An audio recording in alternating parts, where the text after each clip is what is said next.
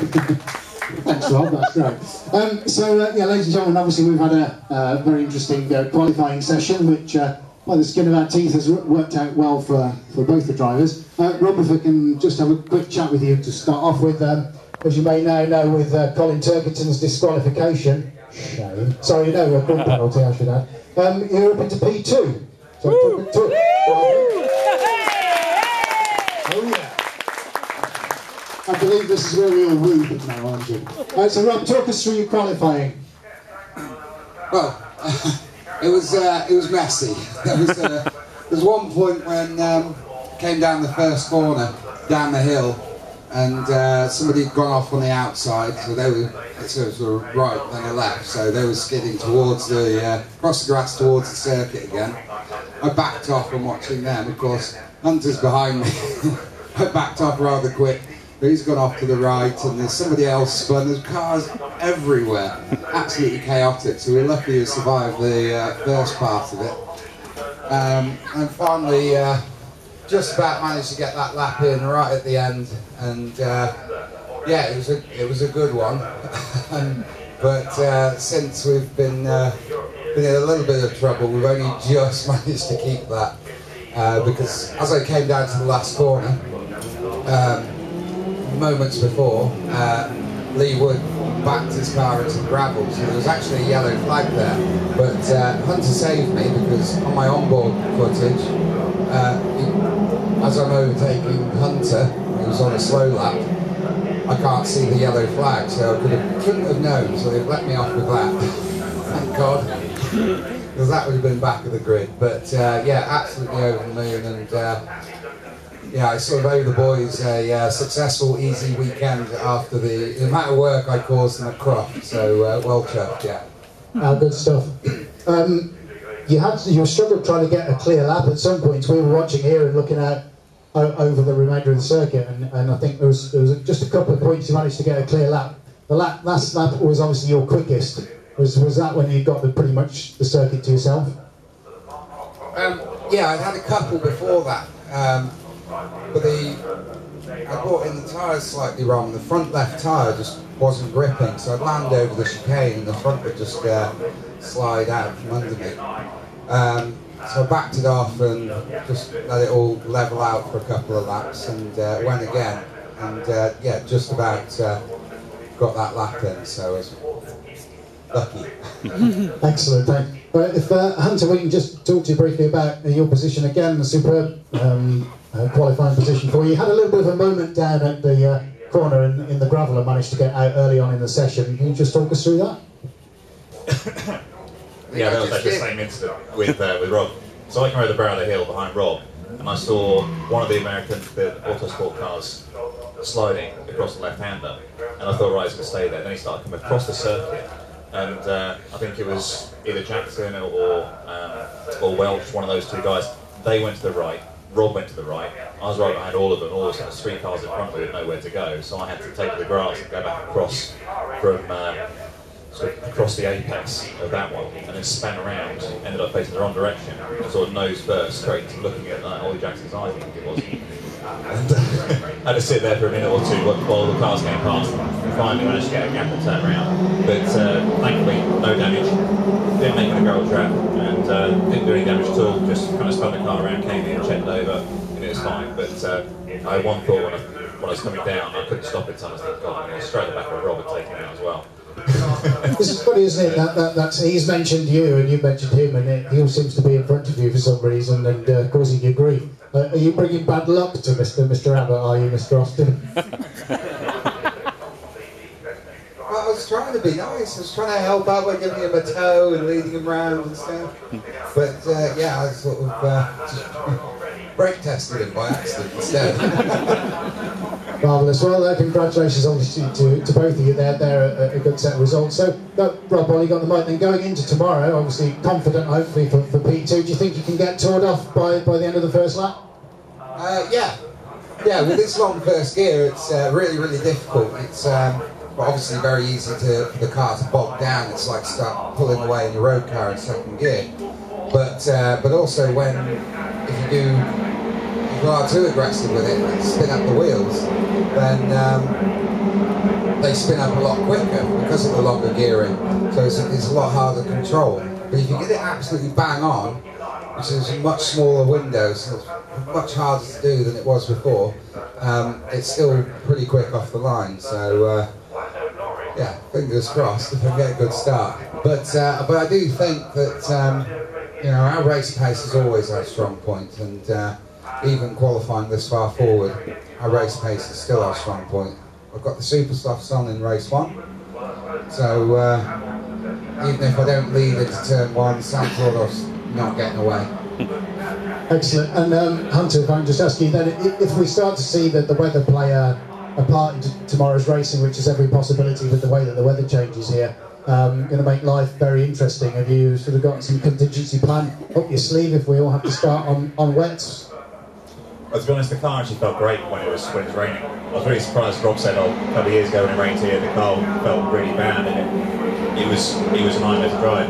So I was kind of expecting the worst when I went down in the wet, but it was great. The car felt brilliant, very well balanced.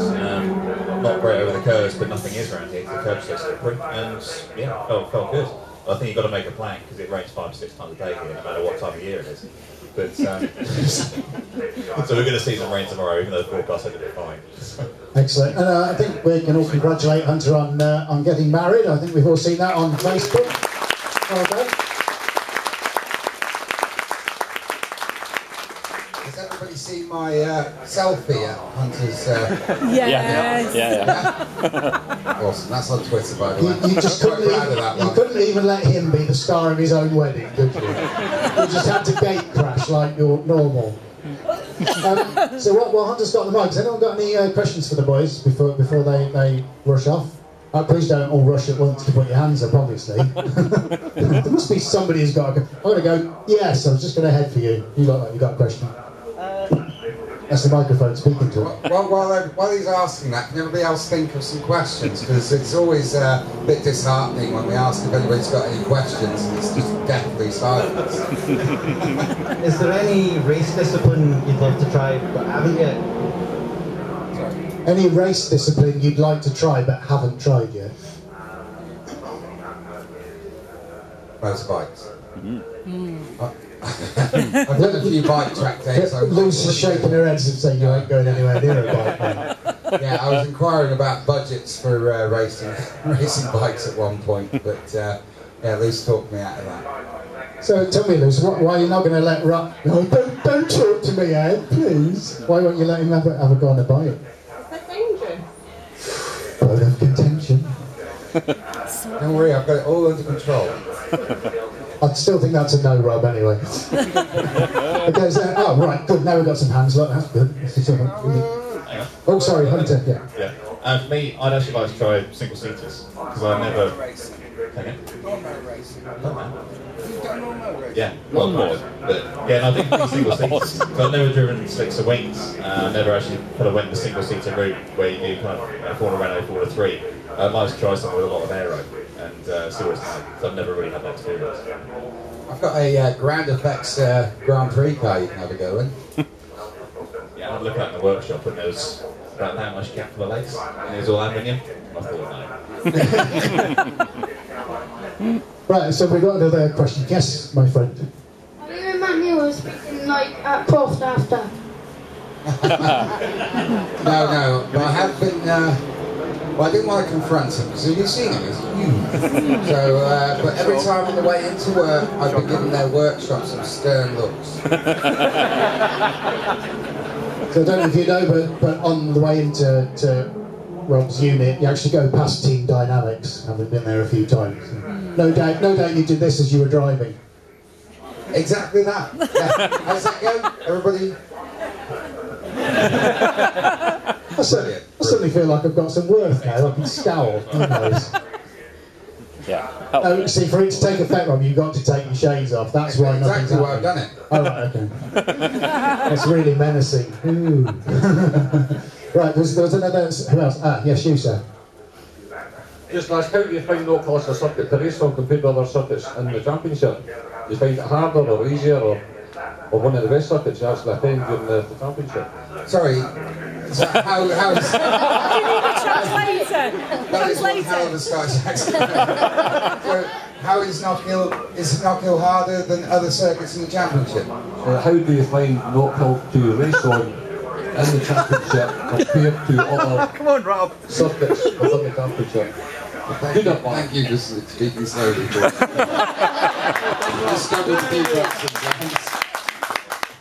And today's condescending award goes to Robos. Sorry.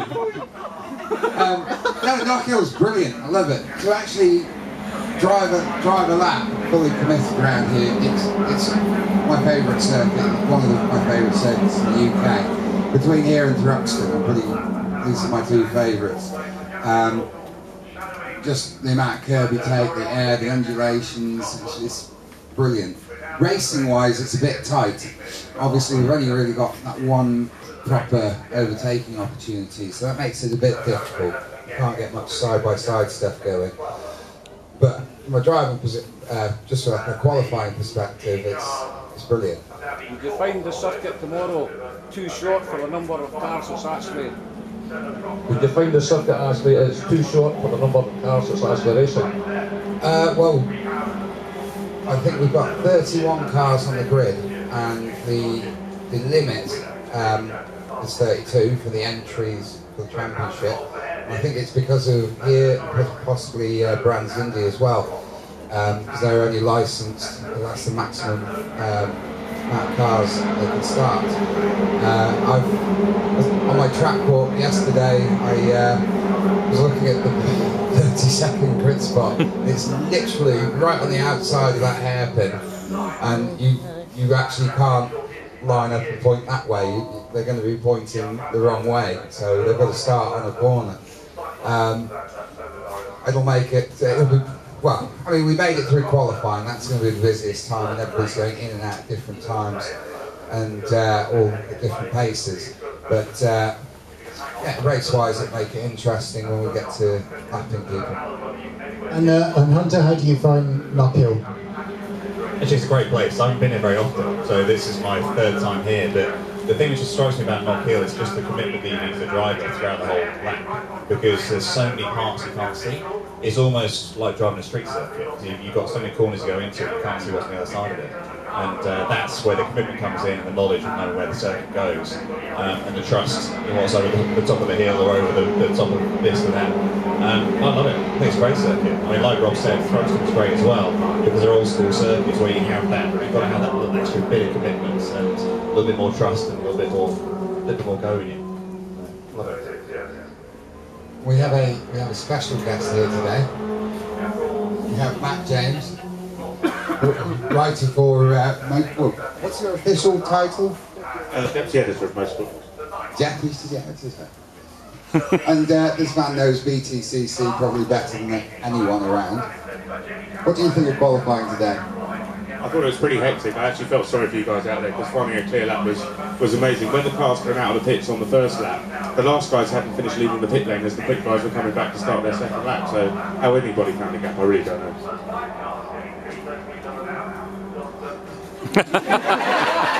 I planned to ask questions. I was hoping you'd take over. It's funny, I had, but just as I took an intake of breath, you just jumped on Mr. Jones. Ladies and gentlemen, any other questions for the drivers? Because I know they've got stuff to do and data to download and everything. The gentleman over there, I shall rush by. Just bear with me a second. Don't disappear. Yeah, so, sorry, was it you? Yeah, sorry. Go on, my friend. How much does it cost to run 2 cars for one race? For one race. Depends how that race weekend goes. For example, for this one, we obviously used up a set of wets in FP2, and because it looked like it could have rained, we had to buy another 4 sets of wets. We're about £6,000 over budget this weekend, but it really fluctuates. You're sort of looking plus £50,000. I don't like to add it up too much. It depends whether you're taking it overhead, full-time staff, and maintenance in the workshop, and there's a lot you can include and can't include. It's a really difficult question to answer. But it involves quite a lot of stress by all accounts. How much was Croft? Thanks, Hunter. The Croft was expensive, surprisingly. Yeah, yeah, I was on the phone to Audi, well, Luce was on the phone to Audi the next day. Luce ordering lots of body panels. Excellent. And you, sir? This one's for Rob. Have you got your tickets for the cinema for the new Cameron Diaz film? So I haven't been, clearly I'm not abreast with the news. There's a new Cameron Diaz film? There's a Cameron Diaz film called Sex Tape. Will you come with me and watch that, please? I'm going on my own. I think perhaps that's probably the best way to watch it. Okay, ladies and gentlemen, the drivers have got stuff to do, so thank you very much, Rob and Hunter. Great qualifying, great entertainment today, guys. And so on behalf of you all, we wish you all the very best for tomorrow. I'd also like to take the opportunity to thank, so I'm assuming, whose first time was it at an Owners Club meeting? Wow, quite a few. So I'm sorry you haven't made one so far this year, and it's brilliant to see the sort of northern supporters, and as ever appreciate all of your support. It's really helps push you on when you're on the edge out there. So thank you all for attending, it's appreciated. Lovely. Well, thanks, guys. Thank you very much, and I'm sure we'll all agree we really enjoyed qualifying. Hope we have a good race day tomorrow. So again, thanks for your time, guys. I know you've got stuff to do, so thank you very much. And that's great. Thank you. Right, so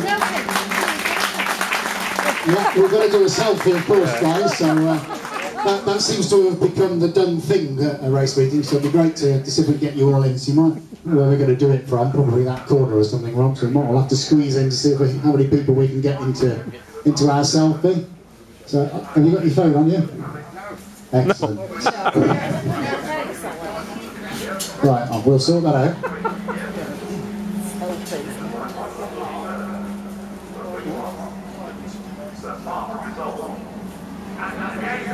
So that's... Squeeze in. Right, here we go. Right, how are we looking then, Rob? Ready? 1, 2, 3, here we go. Cheese! Brilliant. Well done. All this smartphone technology around us and we couldn't find a phone. Right, so thank you very much, guys, much appreciated. Right, so want to have a quick chat with Matt James from the Motoring News, if we can. Cheerio. Has it? It'll be 2 minutes with him. Okay, that's fine. Thank you. No problem.